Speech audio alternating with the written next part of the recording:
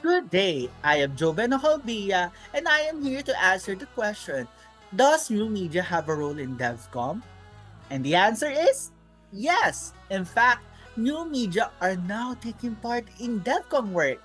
What we are doing right now, just taking education in distance mode, actually reflects how new media has changed DevCom and our society in general. We are now interacting through video and discussion forums, among others. And if you think about it, radio was new media back then. The internet was also new then.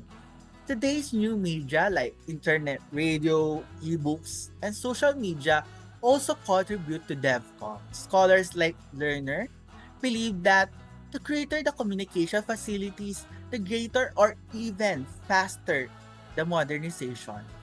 New media can also be used to inform, instruct, and participate people in the development process. So, new media is already taking part in DevCon. But what is its role and how did it change DevCom? New media has not only shaped our society now, but also how we go about DevCom today. First, it has made the communication process more interactive. Wilbur Schramm emphasizes the importance of two-way communication on successful DevCom campaigns since proper feedback determines whether an intervention has met its purpose. New media compared to mass media allows space for feedback, helping practitioners adjust their strategy and content to become more receiver-oriented, knowing their needs and wants and then their visions. New media has also allowed for the democratization of communication spaces, allowing citizens to participate in both the development and government processes. Aside from voicing their own feedback, citizens can now report problems in real time, allowing DevCon practitioners to create a better picture of the situation on the ground to act upon.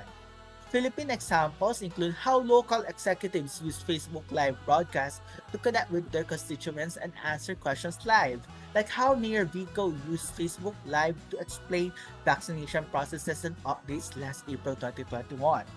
Another example is Rappler's crowdsourcing campaign to determine poor street conditions for walking and cycling, which will be used to present a comprehensive report to the national government. The interactive function of new media also allows for faster dissemination of messages, especially in times of crisis. Compared to the traditional and mass media, people can now access information on demand, allowing room for DevCom strategies to influence behavior. While encouraging people to access information is the first challenge of new media, having these resources on demand allows anyone to get the right information without relying on DevCom practitioner. You can also create specific messages for special interest groups or audience segments in contrast to mass media.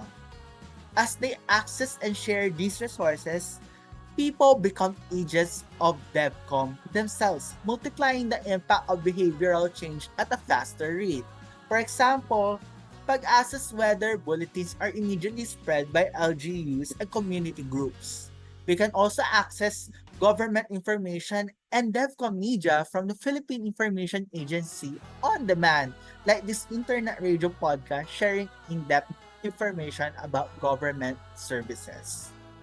The ability of new media to self-disseminate information also makes it cost-effective, which is important in development communication as we maximize our limited resources. New media, particularly social media, also helps us build new communication spaces, especially for those vulnerable and cannot form physical spaces or are separated by geographies. Social media groups have now become spaces for community building, collaboration, and even care. People are binded by special interests, demographics, or other social affiliations, and DevCom practitioners can maximize this to further spread social messages and persuade them into action. For example, I am a member of the LGBTQIA youth wellness community named Balur Kanlungan, where we talk about peer health and rights, sharing best practices while we work on some projects to help address concerns like HIV and AIDS awareness. Fortunately, we also have an upcoming online community of practice in UPOU to be launched by the Office of Gender Concerns, helping facilitate gender empowerment in more communities. Through new media, people can now interact with the DevCon process and other stakeholders more freely, access information immediately, and build safer digital communities, multiplying impact at a faster rate. While we face challenges such as misinformation and the digital divide, DevCom and Media and Information Literacy or MIL will help us address these gaps and further maximize new media for development. Remember, new media is not just new media, it is the norm now. DevCom practitioners have already started integrating it, but we must be faster than change to remain locally relevant and accessible. With new media, the possibilities are endless, and it is up to us DevCon practitioners to maximize this.